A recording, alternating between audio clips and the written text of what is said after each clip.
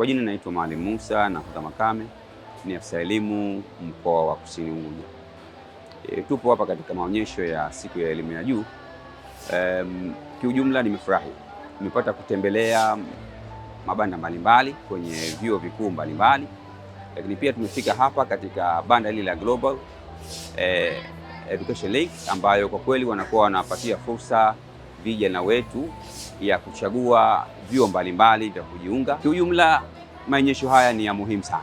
Kwanza yanatusaidia wanafunzi wetu kujua career zao, wanaweza kuchagua wapi wanataka kwenda kujifunza, lakini ni nini hasa malengo yao baada ya kujifunza kwao. Lakini pia inakuwa inasaidia vijana wetu sasa kujua nini wanaenda kukifanya baada ya kujifunza, na tumepata kuona fursa mbalimbali. Kuna mikopo hadi ya 100% kwa level zote, kuanzia diploma, degree, masters na hata PhD.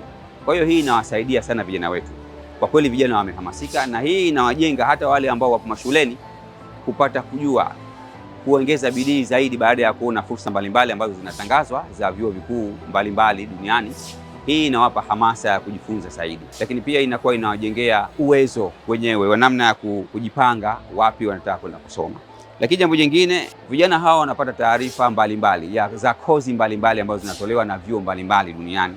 Kwa hiyo wenyewe wanakaa wana decide nini tuchukue kwa ajili ya kwenda kujifunza, hasa kulingana na fursa za ajira ambazo zinapatikana hasa kwenye Zanzibar yetu. Pia taasisi hii ya Global imekuwa ikisaidia sana.